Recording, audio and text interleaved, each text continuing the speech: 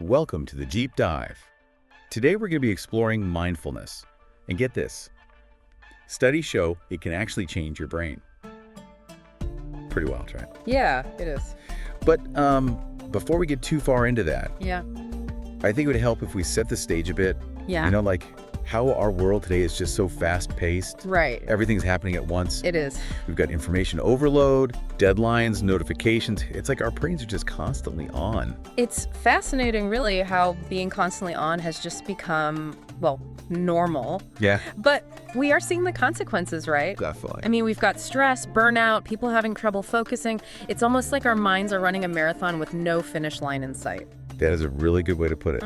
So is that where mindfulness comes in? Like, is it the key to, I don't know, stepping off that treadmill? It is. It's about stepping off the treadmill, even just for a little bit, and really just being present in the moment. Okay, so mindfulness, it's not about like emptying your mind or Yeah. something, or becoming some kind of, Zen master. You know, a lot of people think that, but it's really a common misconception. Mindfulness isn't about stopping your thoughts completely. Okay. It's about changing how you relate to them. Oh, I see. So how do you do that? Well, imagine you're sitting by a river, just watching the water flow, Okay, yeah, that current. That represents your thoughts, your feelings. I like that. And mindfulness is about being able to observe that flow, to see it happening without getting swept away by it. Okay, that makes sense. But is there any science behind this? Or is it just, I don't know, another wellness trend? Oh no, there's real science here. Mindfulness is backed by tons of research, and neuroscientists are finding some pretty incredible stuff about how it actually affects the brain. Like, did you know that studies show that practicing mindfulness regularly can actually make the gray matter in your hippocampus denser? Wait, hold on. My hippocampus. Uh-huh. That's the part of the brain that's like super important for learning and memory, right? It is. So you're saying mindfulness can actually make my brain stronger, like physically stronger. You could say that. Think of it like building muscle. The more you practice mindfulness, the stronger those neural pathways in your brain get. Hmm. And that leads to, well, a whole bunch of benefits. Okay, I'm listening. What kind of benefits are we talking? Well, better focus, better emotional regulation, even better stress resilience. So how does it work? I mean, my to-do list is still going to be there even if I'm like paying attention to my breath, right? Right. Mindfulness won't magically erase your stress, Right. but it changes how you respond to it. Okay. Imagine your stress response is kind of like a smoke detector. Yeah. When it senses danger, whether it's real or just something you're perceiving, it sets off that alarm. Yeah. Your heart starts racing, your thoughts start spiraling, and you feel overwhelmed. Been there, done that. So mindfulness helps you fine-tune that smoke detector. Instead of reacting to every little puff of smoke, you start to become more aware of what's a real threat and what's just, a false alarm. You learn to pause, to actually observe your thoughts and feelings, and then choose how to respond. So it's about taking back control. Yes. And this whole idea of improving your emotional regulation, it's not just something people say, it's backed by research. Studies show that mindfulness can actually calm down activity in your amygdala, which is the fear center of your brain. And at the same time, it strengthens the connections to your prefrontal cortex, which is the part responsible for rational thinking and decision making. Wow. So you're saying I'm like literally rewiring my brain to be less reactive and more in control. Pretty much. This is amazing. So it sounds like the benefits go way beyond just the mental stuff too. You mentioned like physical health earlier. Yes, there's a definite connection there too. For instance, mindfulness has been shown to lower blood pressure. It can also boost your immune system and even improve your sleep quality. Hold on. How does it boost your immune system? It all comes back to stress. When you're stressed all the time, your immune system weakens. That makes you more likely to get sick. Mindfulness helps reduce stress and promotes relaxation, which can help your immune system get back into balance. And that makes you more resilient to, everything from infections to diseases. So it's like giving your immune system a break from being on high alert all the time. Exactly. And it's not just about preventing illness, it's about improving your overall well-being. Makes sense. When you're less stressed and more present, you're actually able to savor those simple pleasures in life. Mm-hmm. You can connect with people on a deeper level. Right. And you experience, a greater sense of peace and contentment. I'm feeling more relaxed just thinking about it. But how do you actually do mindfulness? Right. Is it just sitting in silence and trying to clear your head? Silent meditation is a great practice, but mindfulness is much broader than that. There are actually a ton of different techniques you can use to cultivate that present moment awareness. So it's not a one-size-fits-all kind of thing. Not at all, and that's the beauty of it, right? You can find practices that really work for you and that fit into your life. We're going to explore some of those in detail later on. Okay, looking forward to that. But for now, just know that mindfulness is for everyone, no matter what your experience is or where you come from. That's great to hear. I'm definitely feeling more and more intrigued by all this, and I'm sure our listeners are too. But before we jump into those specific techniques, I'm curious about something. Okay. We've been talking about how mindfulness can help individuals manage stress and just generally feel better. But what about in therapy? Right. Like, I've heard that mindfulness is being used more and more in therapy. Is that true? You're right. Mindfulness has become a big part of many types of therapy these days, particularly in something called cognitive behavioral therapy, or CBT. Oh, yeah, CBT. It's sort of like having a two-pronged approach, You learn how to identify and challenge those negative thought patterns that you have. Right. But at the same time, you're developing the skills to observe those thoughts without judging yourself. So it's not about just getting rid of the thoughts. It's more about changing how you react to them. Exactly. And that's where mindfulness really comes in. It gives you the tools to deal with those tough emotions and come up with healthier ways to cope. I see. And I know some therapy places like Archway Center for CBT, they really focus on mindfulness in their treatment plans. No, they do. A lot of therapists are realizing that mindfulness is really valuable. It's like taking ancient wisdom and combining it with modern science.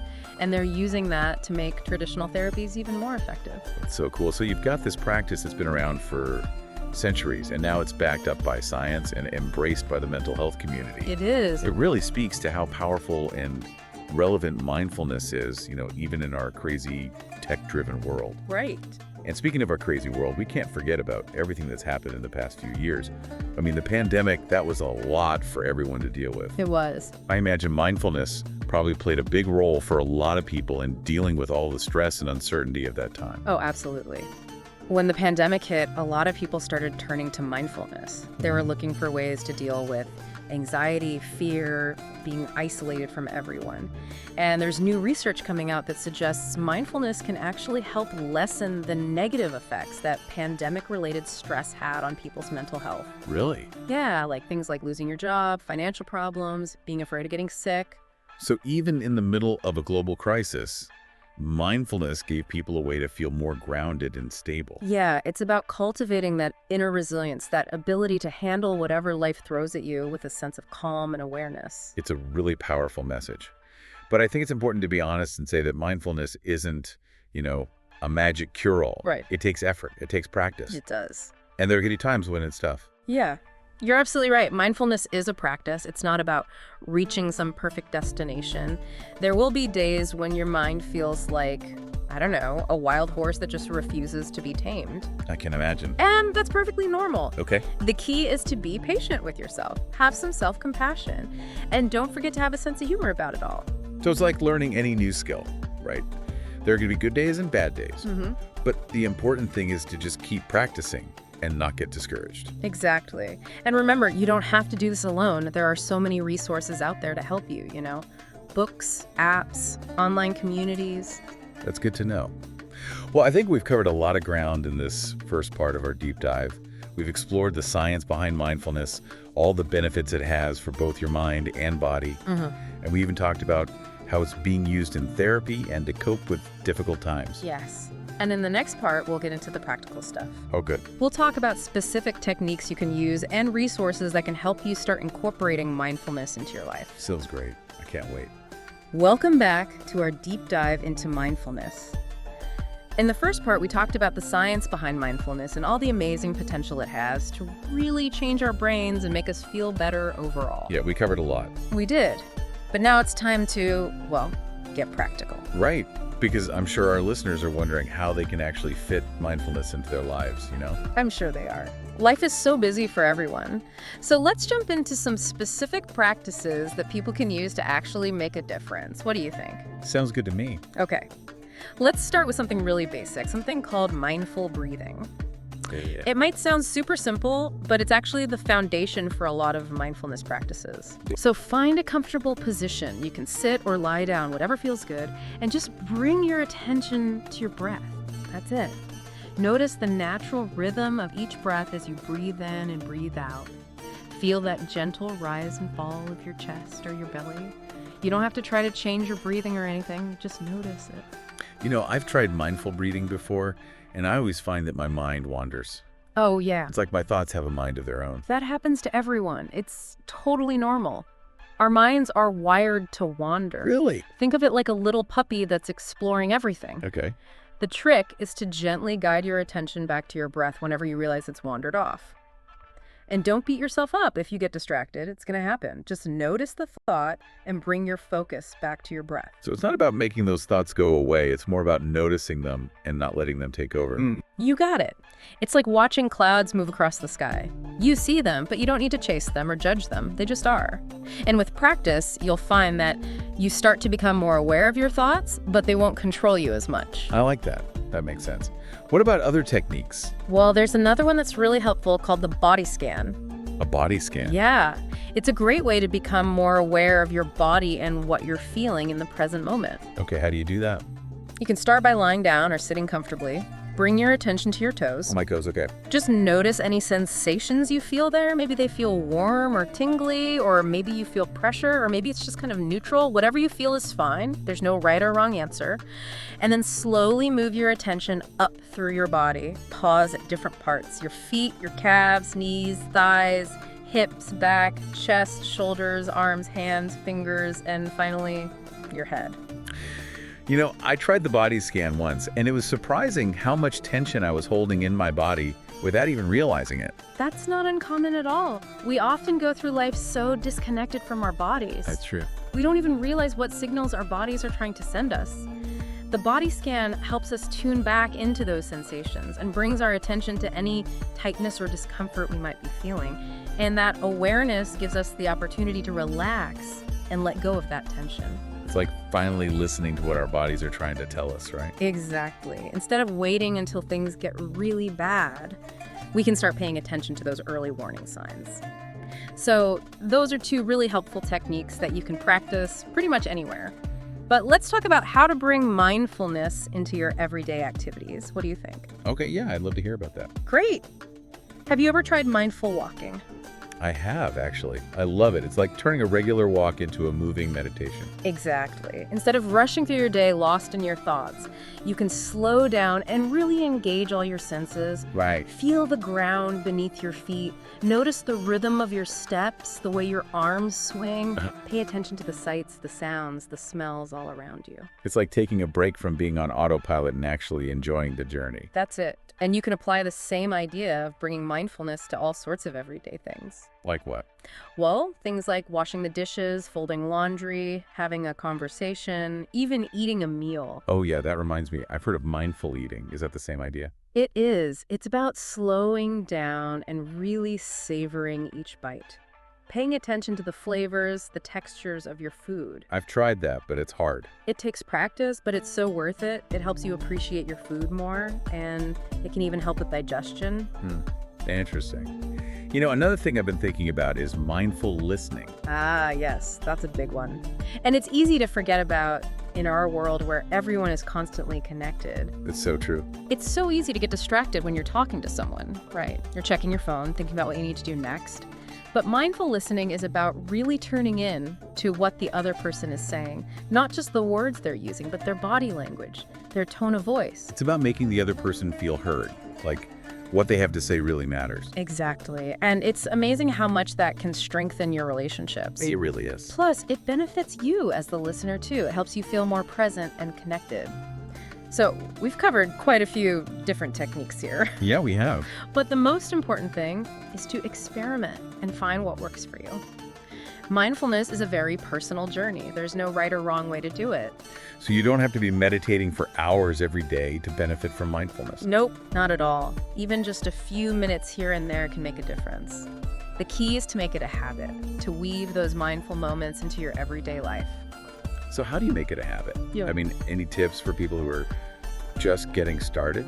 Well, one thing that can be really helpful is to connect your mindfulness practice to something you already do regularly. Oh, like what? Like, you could try doing some mindful breathing for a few minutes after you brush your teeth every morning and night. Okay. Or maybe you could practice mindful eating during one meal each day. Just pick one meal and really focus on savoring every bite. So it's like creating little reminders to be more mindful throughout the day. Exactly. It's like setting up those mindful anchors to bring you back to the present moment. And when you tie mindfulness to something you already do, it's easier to stick with it. Another helpful tip is to create a dedicated space for your practice. Oh, like a meditation room or something. It doesn't have to be anything fancy. Just a quiet corner where you can sit or lie down without being disturbed. It helps to have a spot that your mind and body associate with mindfulness. And don't forget about all the informal ways to practice mindfulness throughout the day. Like, have you ever tried single tasking? Oh man, single tasking. That's a tough one for me. I'm such a multitasker. I get it. We're all so used to doing a million things at once, but research actually shows that multitasking makes us less efficient, more stressed, and we don't enjoy what we're doing as much. Yeah, I can see that. It's like our brains are constantly switching gears, and we never really focus on anything fully. Right, so next time you're doing something, try to just focus on that one thing. Sure. If you're writing an email, close all your other tabs, put your phone on silent, and just focus on that email. If you're having dinner with your family or friends, put your phone away and be present with them. Really listen to what they have to say. So it's about giving your full attention to whatever you're doing, even if it's something simple. You got it. It might sound too easy, but you'd be surprised how much of a difference it makes. Another informal practice that can be really enjoyable is mindful observation. Have you ever tried that? Mindful observation, what's that? It's simply about taking a few moments to really look at your surroundings. Just notice what you see without judging it or labeling it. So like, instead of rushing through my day on autopilot, I'm actually stopping to appreciate the world around me. Exactly. It could be something as simple as noticing the patterns on a leaf, the colors of a sunset, or a squirrel playing in a tree.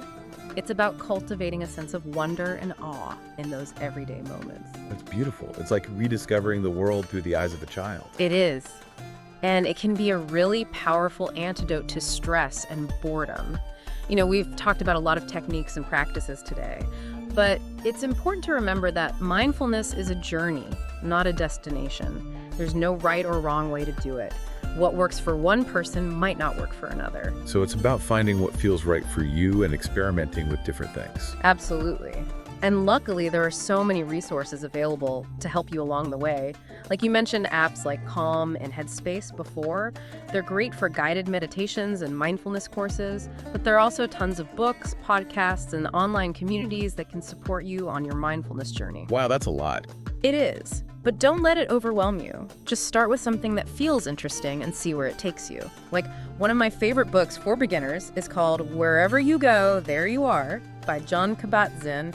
He's kind of like a mindfulness guru. Okay. And his book is a really clear and compassionate introduction to the practice. If you're looking for podcasts, I highly recommend the Mindful Podcast with Elisha Goldstein and 10% Happier with Dan Harris. They're both great. They have guided meditations, interviews with experts, and lots of practical tips. I'll have to check those out. What about online communities? Are there any good ones? Definitely. There's one called Mindful that's really supportive. It's a great place to share your experiences, ask questions, and connect with other people who are practicing mindfulness. It's like having a mindfulness support group, but online. That's a great way to put it. You know, before we move on to the last part of our deep dive, I want to touch on something that's really important, and that's self-compassion. Oh yeah, self-compassion. What's that all about? Well, it's a really important part of any mindfulness practice. It's about treating yourself with the same kindness, understanding, and forgiveness that you would offer to a good friend. So often we're so hard on ourselves. We set these impossibly high standards, and then we beat ourselves up when we don't meet them. I know I do that. It's so common. But self-compassion is about recognizing that we're all human, we all make mistakes, and it's okay. It's about being kind to ourselves, even when we mess up. Exactly. And when we practice self-compassion, we create a more supportive and nurturing environment within ourselves. And that allows us to grow and learn from our experiences without feeling ashamed or guilty. It's like being our own best friend. Yes. So, in this part of our deep dive, we've gotten into the nitty-gritty of mindfulness. We talked about different techniques you can use, resources to help you get started, and the importance of being kind to yourself. We've covered a lot of ground. We have, and in the last part, we'll explore some of the challenges you might face on your mindfulness journey and how to overcome them. We'll also talk about how mindfulness can be used to help with specific mental health concerns like anxiety, stress, and depression. I'm looking forward to that. All right, so welcome back to the deep dive. Yeah. We've spent the last two parts talking about all the amazing benefits of mindfulness. We have. And we even got into some practical tips on how to actually, do it. Right. But I think it's time for a little bit of real talk. Okay. Because, let's face it, mindfulness isn't always easy. You're right. You're right. It's not always, sunshine and roses. I think a lot of times mindfulness gets portrayed as this, perfectly blissful state where you're always calm and peaceful. But honestly, it can be really challenging. It can. It's kind of like when you're learning to ride a bike. Yeah. You're going to wobble, you're going to fall a few times. Exactly. And I think it's important to talk about those challenges because, if you're not prepared for them, it's easy to get discouraged and just give up. Yeah, I think that's a really good point. And one of the biggest challenges, I think, is just the wandering mind. You sit down to meditate and all of a sudden you're thinking about what you need to pick up at the grocery store, or that weird conversation you had with your coworker yesterday, or, what you're going to have for dinner tomorrow. Your mind is just all over the place. Oh, tell me about it. It's like my thoughts have a life of their own sometimes. What do you do about that? Well, the first thing is just to notice it's happening. Don't get mad at yourself for having those thoughts. It's totally normal. Our minds they're wired to wander. Instead of trying to force your mind to be quiet, just kind of acknowledge the thoughts and gently bring your attention back to whatever you're focusing on, whether that's your breath, a mantra, or maybe just a physical sensation in your body. Okay, so it's not about getting rid of the thoughts completely. It's more about learning how to just observe them without letting them drag you away. Yes, exactly. It's like, if you have a puppy that's running around and getting into everything, you're not going to yell at it. You're just going to gently redirect its attention back to you. Mindfulness is kind of like that. It takes some practice, but eventually your mind will start to settle down. I like that analogy. Okay, so what about when you're dealing with, difficult emotions? Mindfulness is all about being present with your feelings, but what about when those feelings are, not so great? Like when you're feeling sad or angry or anxious. It's tempting to just push those feelings away and pretend they're not there. I know. It's a natural instinct to try to avoid feeling uncomfortable, right? Whether it's physical pain or emotional pain. But here's the thing. When you resist those emotions, they actually tend to get stronger. It's like the more you try to push them away, the more they fight back. Mindfulness is about turning towards those difficult emotions, but with a sense of curiosity and compassion. It's not about dwelling on them or getting lost in all the drama, but just acknowledging that they're there and letting them flow through you. So instead of trying to block them out, you're creating space for them. Yes, exactly. It's kind of like holding a feather in your hand. If you squeeze it really tight, it gets all crushed and bent out of shape. But if you hold it gently, it keeps its shape. And eventually, if you open your hand, it floats away. I like that. Okay, so we've talked about some of the general challenges of mindfulness, but I'm also curious about how it can be used for specific mental health issues. Like, let's say someone is struggling with anxiety. Can mindfulness help with that? It absolutely can. Mindfulness can be really helpful for anxiety. Remember how we talked about how it helps you become more aware of your thoughts and feelings without judging them? So if you're feeling anxious, instead of getting swept away by all those worries and fears, you can learn to see them as just thoughts, not facts. And you can choose not to get caught up in them. Think of it like watching cars go by on a busy street. You don't have to jump into every car that passes, right? You can just watch them go by. Mindfulness is kind of like that. It helps you develop a sense of detachment from those anxious thoughts. So it's like you're training yourself to not get hooked by those thoughts. Just let them pass by. Yeah, exactly. And another thing that's really helpful for anxiety is that mindfulness helps you tune into the physical sensations that come with anxiety. Things like your heart racing, that tightness in your chest, or maybe feeling like you can't catch your breath. By noticing those sensations, you can start to address them directly using techniques like mindful breathing or progressive muscle relaxation. Oh, that makes sense. So you're kind of building a toolkit to help you manage those anxious feelings. You got it. And I think those same principles, present moment awareness, non-judgment, and self-compassion, they can also be really helpful for dealing with other mental health challenges like stress and depression. It's not about getting rid of those challenges altogether, but learning how to relate to them in a different way. So it's like mindfulness gives you a new perspective on things. Yeah. Right? It helps you see things more clearly and respond in a healthier way. Exactly. And the more you practice mindfulness, the more it becomes a part of who you are. It changes how you see yourself, how you see the world, and how you interact with others. It's pretty amazing when you think about it. Well, as we wrap up our deep dive into mindfulness, I want to leave everyone with a question to think about. How do you think mindfulness could change your life, your work, your relationships? What would be possible if you brought more presence and awareness to each moment? It's an invitation to explore, to discover what's possible for you. And remember, even small changes can make a big difference. That's a great reminder. Well, thank you so much for joining us on this deep dive into mindfulness. We hope you found it helpful and inspiring.